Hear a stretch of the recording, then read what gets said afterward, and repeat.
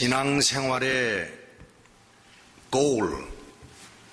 목적은 무엇일까요? 여러분, 우리가 신앙생활하는 사람들인데 우리가 신앙생활하는 목적이 무엇일까요? 베드로전서 1장 9절에 보면 믿음의 결국 곧 영혼의 구원을 받음이라, 그렇게 베드로 사도는 말씀하고 있습니다. 우리가 신앙생활하는 결국 마지막 목적은 우리가 구원을 받는 것이라고 하는 것입니다. 그런데 올해 교회 나온 분들 가운데서도 우리가 구원을 받았는지 10원을 받았는지 모르는 분들이 가끔 계시더라고요. 그런데 도저히 관심조차 없는 분들도 있어요. 근데 오늘 본문은 우리가 믿음에 있는가 우리 스스로를 시험해보고 확증하라, 그렇게 말씀하고 있습니다. 너희는 믿음 안에 있는가 너희 자신을 시험하고 너의 자신을 확증하라. 근데 영어 성경에 보니까 examine 그리고 test, 내 자신을 examine 해보고 그 다음에 테스트 해봐라, 그렇게 말씀하고 있어요. 우리는 시험해봐라 그렇게 번역을 해놨는데 틀린 얘기는 아닙니다.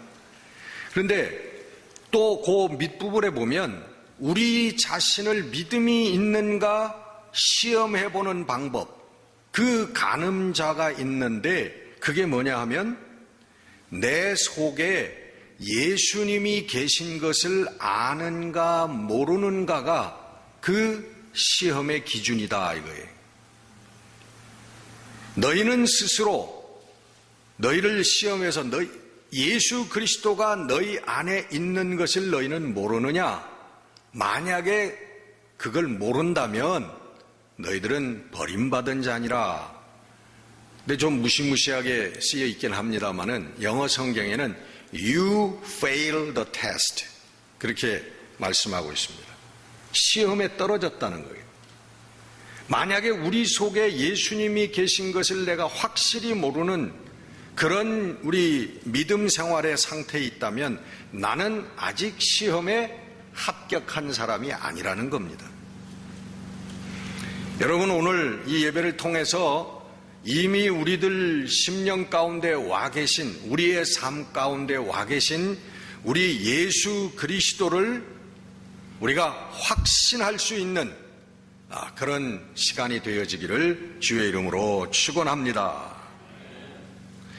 그러면 여러분, 내 마음 속에, 내 삶 속에 예수님이 지금 오셔서 나와 함께 하고 계시는가라고 하는 것을 우리가 어떻게 알 수 있느냐? 그럼 여러분, 어떻게 아십니까?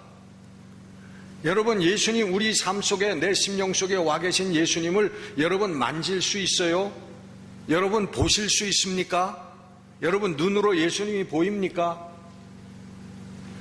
오늘 여러분 이 고린도후서 13장 5절에 대단히 중요한 말씀을 우리들에게 하고 계시는데 우리가 이거 확실히 알고 넘어가야 되겠다는 거죠. 어떻게 예수님이 우리 속에 와 계신 걸 여러분 아시냐 말이에요. 대답 한번 해보세요. 스스로 여러분 대답해 보세요. 만약에 이것을 확신하지 못하고 대답할 수 없는 사람이라면 You failed the test. 시험에 떨어졌다라고, 신앙의 시험에 너희들은 불합격한 사람이다 라고 분명하게 엄중하게 말씀하고 계시는데 우리가 이것을 대답할 수 없다면 좀 곤란하다 그런 말이죠. 첫 번째로 잘 들으세요. 오늘 간단하게 말씀을 드립니다.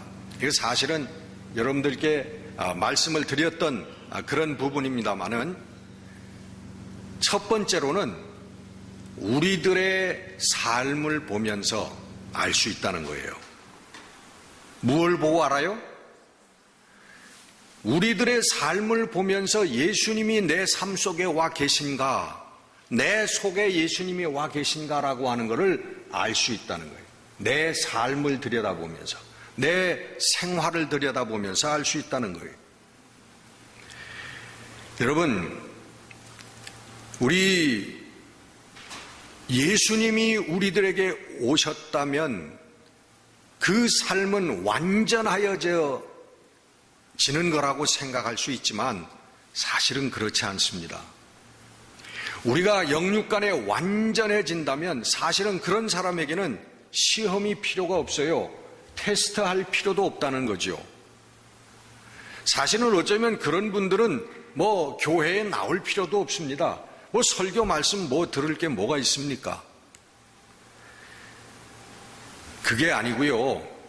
예수님이 우리 속에 오시면 우리의 삶이 달라지는데, 제가 늘 강조하는 말씀입니다만은 첫 번째로 우리의 마음과 우리의 심령과 삶이 달라지는데 어떻게 달라지냐 하면은 우리 가운데 예전에는 느끼지 못했던 죄에 대한 감각이 생긴다는 거예요. 이게 죄인 줄 몰랐는데 이게 죄구나, 이게 죄였구나 라고 하는 것을 느끼는 감각이 생기고 죄에 대해서 민감해진다는 거예요. 여러분, 여기에 종기 같은 게 이게 곪잖아요. 예? 그러면 어쩌다가 고기 살짝 스치기만 해도 깜짝 놀랄 정도로 아프잖아요. 예? 그 민감해진다는 게, 보통 때는 우리가 이걸 모르는데 여기 뭐가 하나 나면 살짝 건드리기만 해도, 실수로 건드리기만 해도 화들짝 놀라게 민감해진다는 거예요. 죄에 대해서 점점 민감해지는 우리의 삶이, 생활이 있다는 겁니다. 두 번째는 우리의 육신의 정욕, 안목의 정욕, 이생의 자랑, 이 세상적인 것들이죠. 이런 것들이 점점 마음속에 좀 시들해져 가는 거예요. 여러분, 세상 모든 사람들이 거기 열광하면서 살고 있지 않습니까? 그것만 내가 성취할 수 있다면, 저것만 내가 가질 수 있다면, 이게 뜨거운 가슴을 가지고 이렇게 열망하면서 세상 사람들이 사는데, 그런 것들이 점점 그거 다 부질이 없는 것이로구나 하는 생각이 슬며시 들어간다는 거예요. 그러면서 대신에 그 자리에 용서, 희생, 사랑, 평화, 이런 단어들이, 이런 명제들이 우리들에게 점점 다가오기 시작한다는 것입니다. 그리고 또 살면서 우리 예수님을 어떤 사람이 모독한다든가 교회를 모독한다든가 그러면 속에서 그냥 막 열화통이 올라오는 거예요. 전에는 그런 거에 같이 동참하기도 했는데 이제는 내 속이 달라진다는 거예요. 세상 사람들이 그럽니다. 저도 들은 얘기입니다만은 우리 집사를 뭐라고 그래요? 예? 잡사라고 그러더라고. 권사를 뭐라고 그래요? 꼰사라, 꼰사. 목사를 뭐라고 그래요? 먹사라 그러는데 먹사. 근데 장로는 뭐라 그러는지 모르겠어요. 뭐라 그래요? 여러분, 세상이 비꼬고 세상이 조롱을 합니다. 그럴 때 나도 옛날에는 그런데 공감을 했지만 이제는 그런 얘기를 들으면 이 어디 속 한 구석에서 이 뜨거운 우라가 치밀어 올라온단 말이에요. 그리고 말씀과 성도의 교제가 여러분 슬슬 좋아지기 시작해요. 여러분, 성도의 교제라고 하는 거 물론 여러 가지 좀 넓고 깊은 그런 의미도 있습니다만은 이제 우리 성도들이 모이는 거 가벼운 의미로 얘기를 해서, 근데 사실 우리 교인들이 모여서 시간 보내고 하는 게 세상적인 안목으로 보면 그렇게 심심하고 밋밋하고 재미없을 수가 없어요.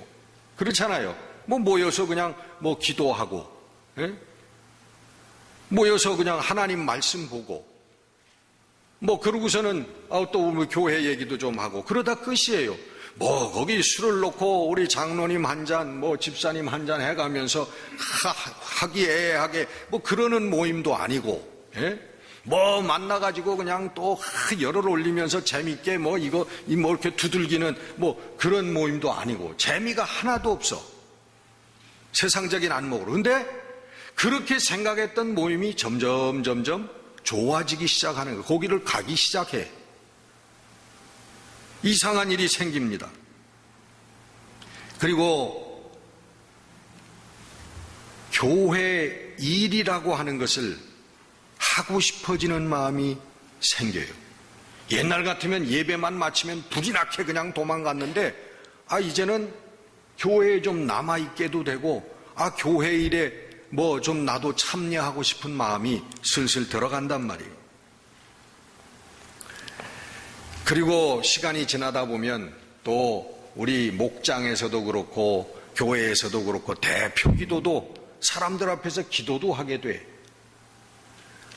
근데 저희 아버님이 돌아가신 지 오래되셨습니다마는 저희 아버님이 이제 교회를 나가시게 됐잖아요. 저희 아버님 좀 늦게 교회를 나가셨는데 40대에 교회를 나가기 시작했어요. 그 시골에서 의사가 교회를 나오니까 그 뭐 시골의 그 동네 유지 아닙니까?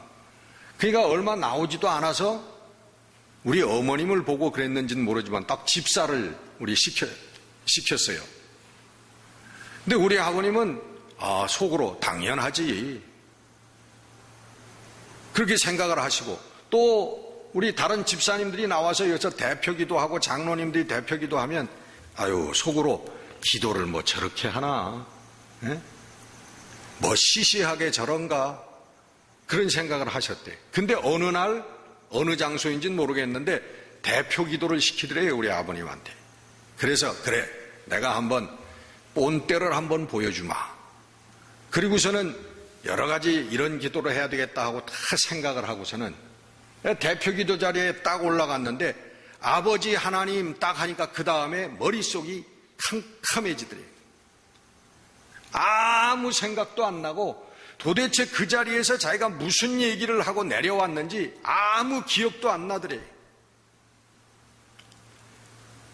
우리 아버님이 그런 기도의 실패담을 얘기해 주신 게 생각이 납니다만은. 그리고 또 우리 성도들이 예수님이 우리들 마음속에 와서 변화가 일어나기 시작하는 증거가요, 어느 날 보면은 주위를 둘러보면은요, 옛날에 세상 친구들이 다 없어지고 주위에 전부 예수쟁이들만 남아 있어. 이게 여러분 우리 점점 변화되는 그런 모습이에요. 예수님이 오시면 우리가 완전해지는 것이 아니라 그 완전을 향해서 물론 가지만은 이렇게 우리의 삶에 조금씩 변화가 일어나더라는 거예요. 예수님께서 내 속에 오셨는지 와 계신지를 분명하게 아는 방법 하나는 시련과 고난이 오면 알 수 있습니다. 우리들 삶에 문제가 생기면 알 수 있다는 거예요. 여러분 돈벌이도 잘 되고 뭐 직장 사업도 잘 나가고 그럴 때는요, 세상적으로 뭐 아무 문제가 없을 때는 잘 몰라요. 정말 내가 내 속에 예수님이 계신지, 내가 그 예수님을 따라 사는 사람인지 잘 모릅니다. 그런데 우리의 삶에 폭풍우가 몰아칠 때, 그때 내가 정말 내 속에 있는 예수님과 더불어 사는 사람인지 예수님하고 상관없이 사는 사람인지 그때 알 수 있다는 거예요. 내 자신의 내 믿음을 시험해봐라. 여러분, 일본에 지금 기독교 인구가 어떻게 되는지 모르겠습니다만은 제가 예전에 들었던 것은 1%가 안 돼요. 0.25%, 1%에서 4분의 1 정도. 그렇다고 제가 들은 기억이 나거든요. 근데 요즘에 조금 높아졌는지는 모르겠습니다만은 별로 아마 달라지지 않은 것 같아요. 근데 일본에 그렇게 기독교인 수가 적은 이유가 있습니다. 왜 그러냐 하면 이 일본은요, 우리 기독교가 전파된 지가 꽤 오래된 나라입니다. 1500년대에 기독교가 전파된 나라예요.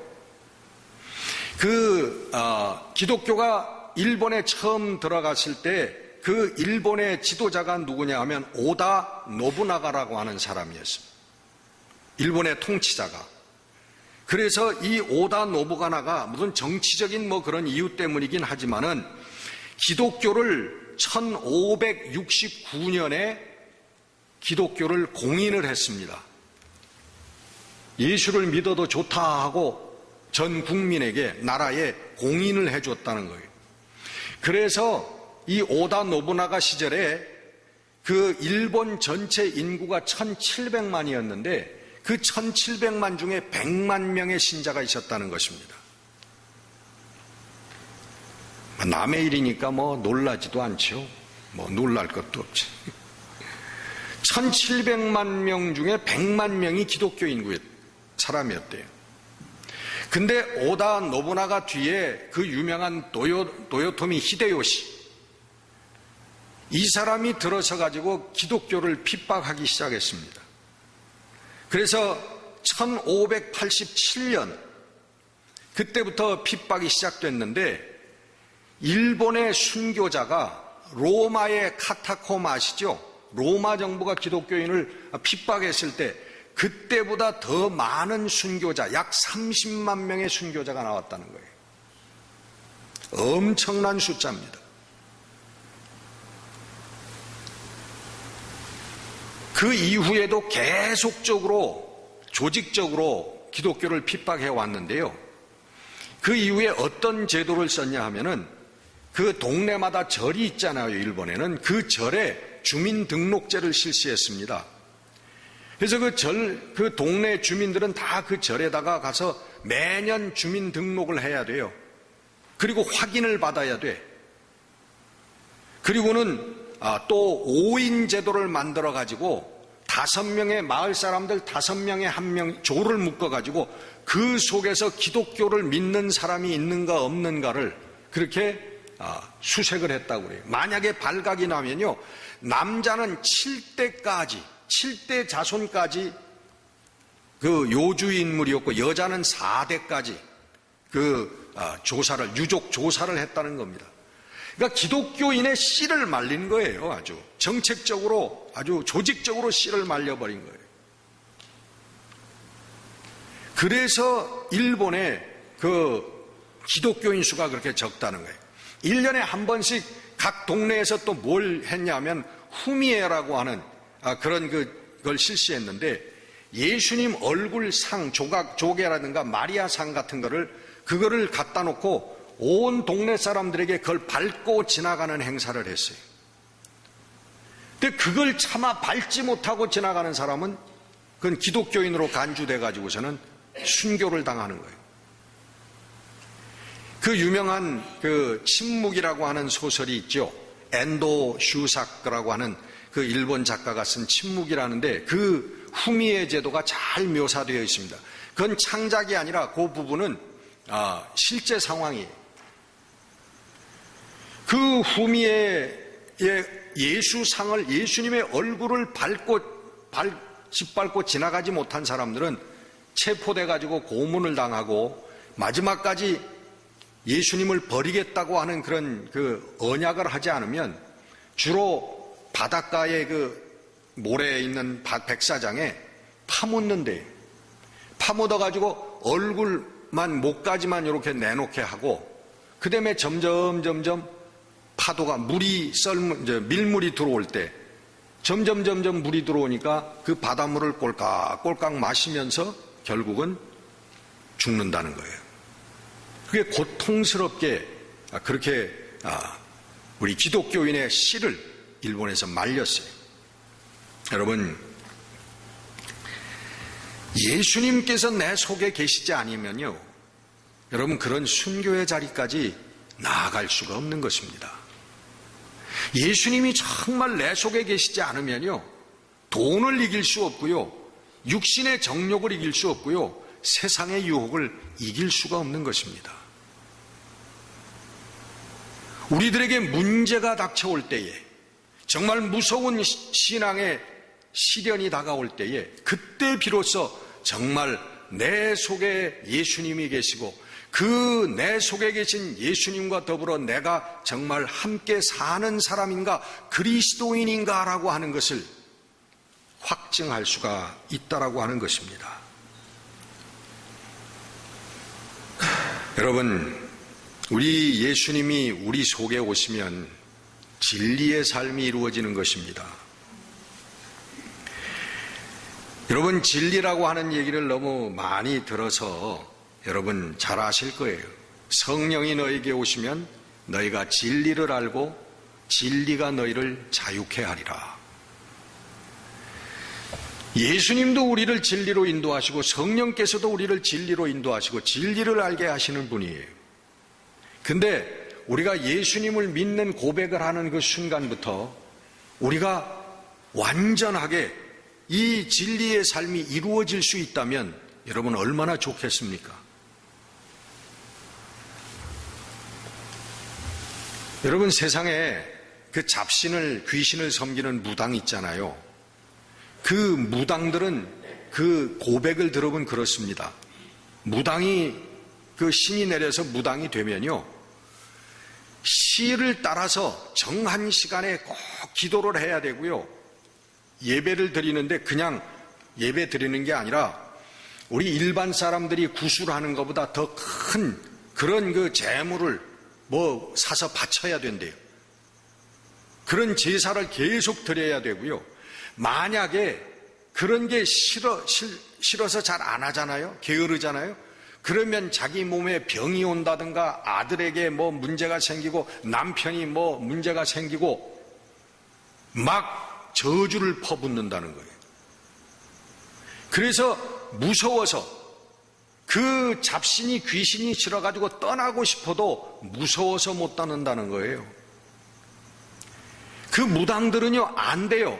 자기가 섬기고 있는 신이 얼마나 잔인하고 심술궂고 비인격적이고 악한 존재인가라고 하는 것을 무당들은 다 안 돼요. 알면서도 못 떠나는 이유는 뭐냐면 무서워서 못 떠나는 거예요.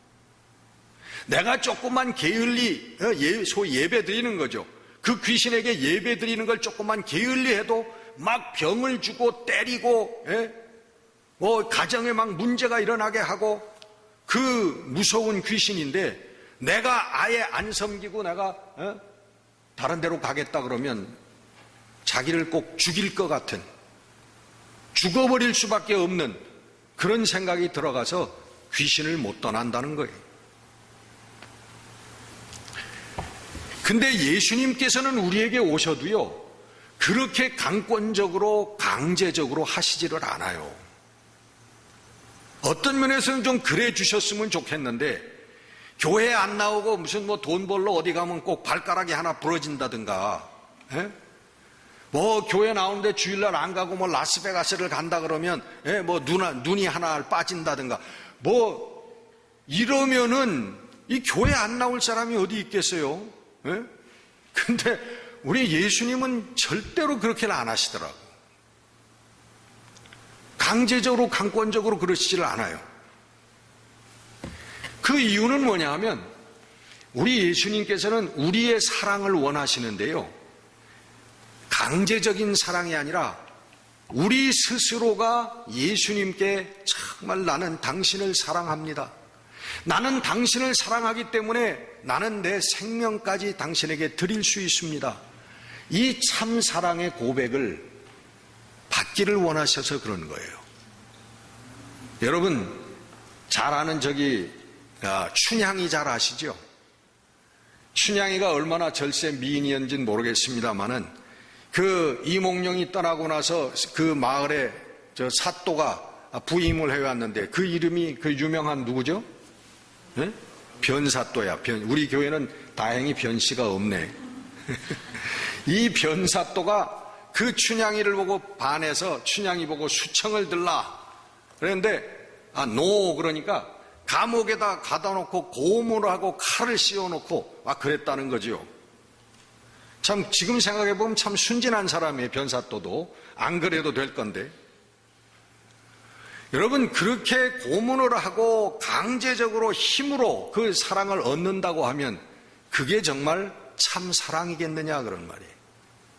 우리 예수님께서는 얼마든지 그렇게 하실 수 있는 분이지만 그런 사랑을 원하시지 않는다는 거예요. 내 마음이 변하고 내 마음이 예수님의 길을 사랑하고 예수님의 마음을 사랑해서 그 예수님께 사랑 고백하기를 원한다는 겁니다. 우리 예수님께서 여기 와 계셔도, 우리의 삶에 와 계셔도 예수님께서 강권하시지를 않아요.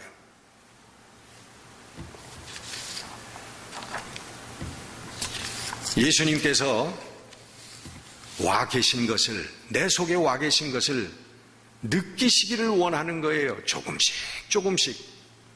갑자기 많이 느끼게 되면 더 좋지만 조금씩이라도 느끼게 되어지기를 우리 주님께서 원하신다는 거예요.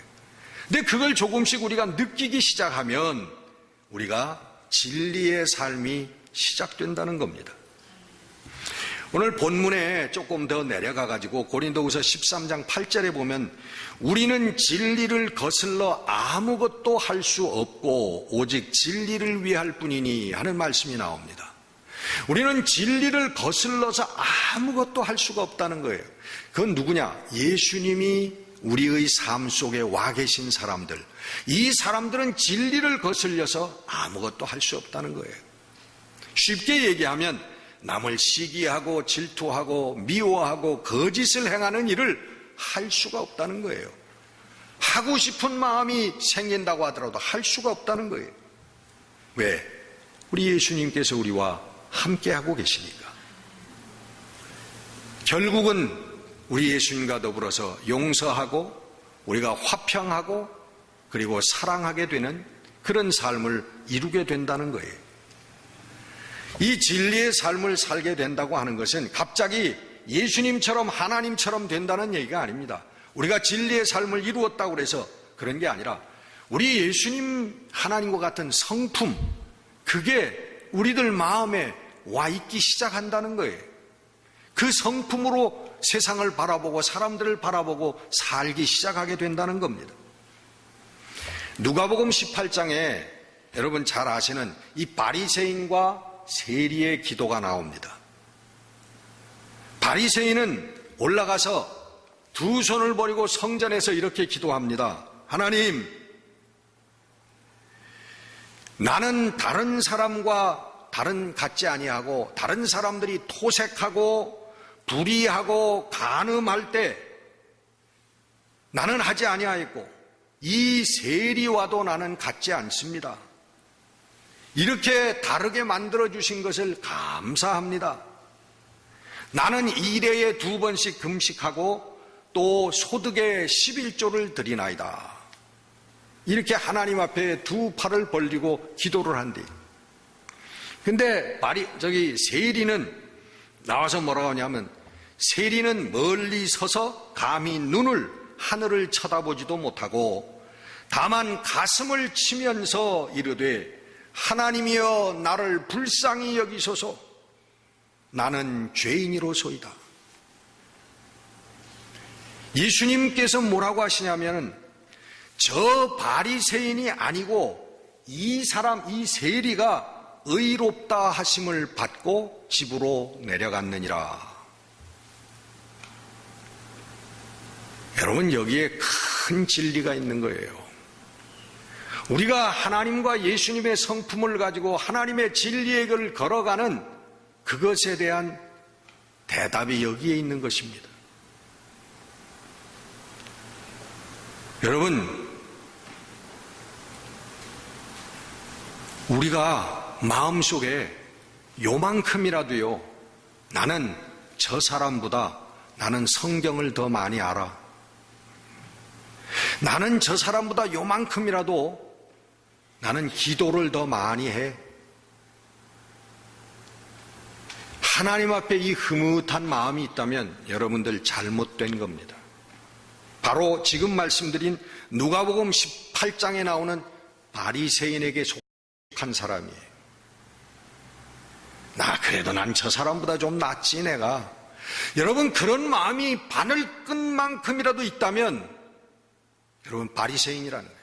이 예수님의 지적입니다. 나는 간음하고 토색하고 난 불의하고 부정한 짓을 난 하지 아니하고 나는 저 세리와도 같지 않고 이래야 금식 때 가면 금식하고 기도하고 예배드리고 그리고 11조를 바치고 주여 내가 하나님 명하는 모든 것을 내가 했나이다. 우리 하나님께서 그 사람을 바라보면서 의로운 사람이라고 선언해 주시지 않는다는 거예요. 왜? 아직도 죄가 남아있기 때문에. 여러분 무슨 말씀인지 아세요? 그래서 예수님이 그렇게 얘기하신 거예요. 마음에 여인을 보고 마음에 음심을 품으면 간음한 자다. 세상의 것을 바라보면서 갖고 싶은 마음을 갖고 있으면 도적질한 자다. 여러분 여기에서 자유할 수 있는 사람이 어디 있겠습니까? 근데 그러한 죄들이 있으면서 내가 11조 했습니다. 내가 성경을 많이 읽었습니다. 내가 기도 많이 했습니다. 내가 교회에 봉사 많이 했습니다. 하나님 앞에 고개를 든다면 하나님께서 보시기에 No, you are not the righteousness. You are not the righteous. 하나님께서 그렇게 얘기하신다는 거예요. 차라리 오히려 하나님 앞에 고개를 들지 못하고 주여 나를 불쌍히 여겨주시옵소서. 나는 죄인입니다. 하나님 앞에 진심으로 눈물을 흘리면서 죄인인 것을 고백하는 자에게 하나님은 네가 바로 의로운 자다라고 선포해 주신다는 거예요. 하나님의 진리에 이르는 길은 제사보다 긍휼이고 예배보다 화평이고 의로움보다 겸손이라고 하는 것입니다. 마가복음 12장 28절 이하에 보면 우리 예수님께 질문하고 바른 대답을 한 서기관의 기사가 나옵니다. 서기관이 나와서 The subscriber, 제가 말씀드렸죠. 신학자 같은 사람이에요. 율법을 해석하는 사람입니다. 그 지식이 많은 사람이 와가지고 율법을 너무 잘하는 사람이 와서 예수님께 제일 큰 계명이 무엇입니까? 라고 물었어요. 그랬더니 여러분 잘 아시는 것처럼 모든 내 정성과 내 힘과 다 정성을 다해서 주 너의 하나님을 사랑하고 내 이웃을 내 몸과 같이 사랑하는 것이다. 이 두 가지의 계명을 말하니까 그 서기관이 예 맞습니다. 고전에 예수님이 오직 하나님은 한 분이시다. 하나님만을 섬겨라 하는 말씀. 예 맞습니다. 하나님은 유일한 하나님이십니다. 한 분만이 계십니다. 그리고 내 하나님을 사랑하고 내 이웃을 사랑하라고 한 것이 이게 모든 율법. 우리가 이 전체를 드리는 번제물보다 모든 번제물과 기타 다른 제물보다 나으니라. 그렇게 얘기한 거예요. 그렇게 대답하니까 예수님께서 그가 옳게 대답함을 보시고 뭐라고 했냐면 내가 하나님 나라에서 멀지 않도다 그랬어요. 내가 하나님 나라에서 멀지 않도다 그랬어요.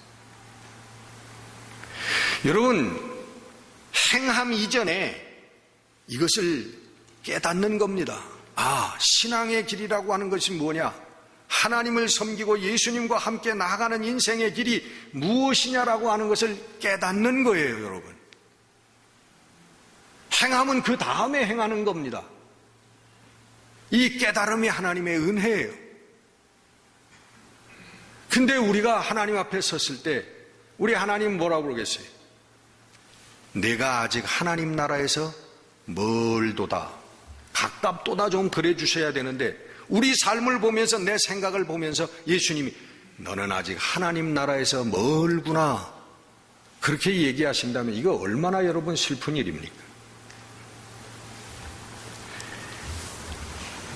여러분 진리의 삶이 여러분 다른 게 아닙니다.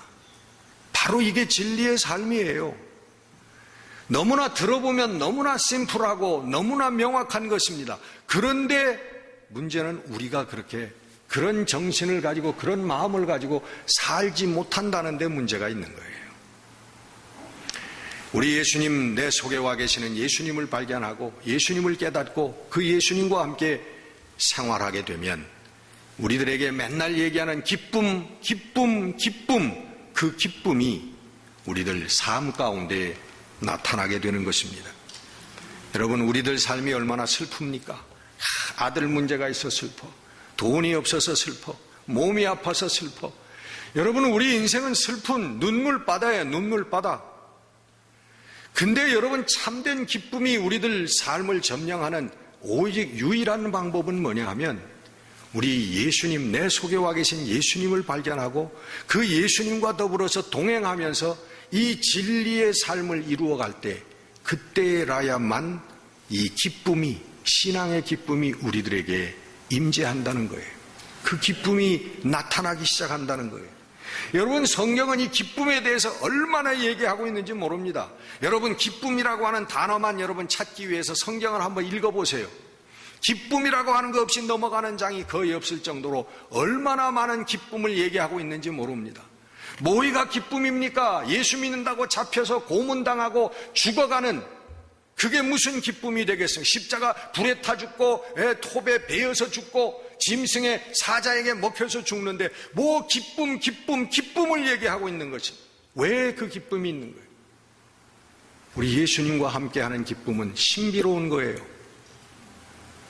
이 세상에서 우리가 지식이나 물질로 얻을 수 없는 게, 그게 그 신비로운 기쁨이 예수님과 함께하는 기쁨이라는 거예요.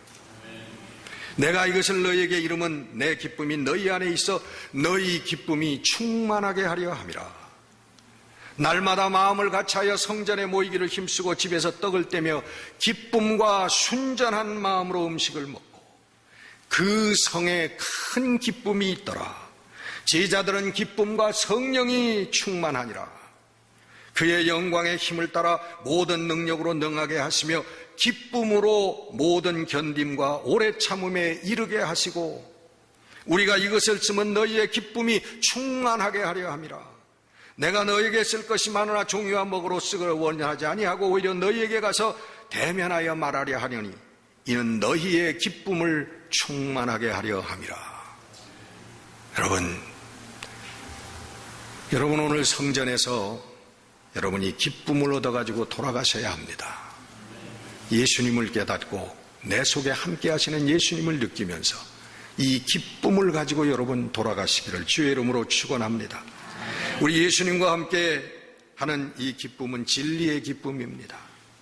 우리 예수님과 하나 되는 이 영적인 교제가 이루어지고 생명의 삶이 결국 이루어지는 기쁨인 것이에요.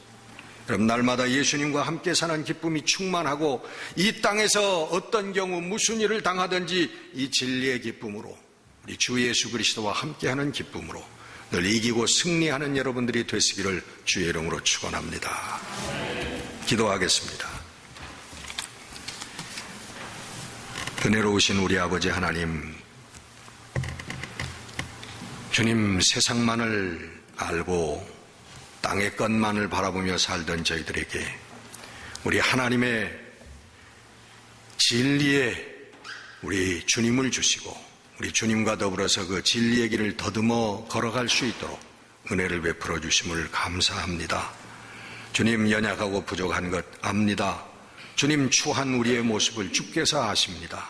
하나님, 은혜 베풀어 주시사 주의 성령으로 조금씩 주님 정하게 되게 하시고 조금씩 거룩하게 되게 하시고 이제 우리 주님의 마음과 뜻을 깨달아 우리도 주님의 그 눈을 가지고 세상을 바라보며 그 마음을 가지고 우리 사람들과 이 세상에서 관계 맺으며 살아 그 속에서 참된 기쁨을 느끼고 참된 기쁨을 전하고 기쁨의 삶을 이루는 저희들이 되게 하여 주시옵소서. 우리 주 예수 그리스도 이름으로 감사하며 기도드렸습니다. 아멘.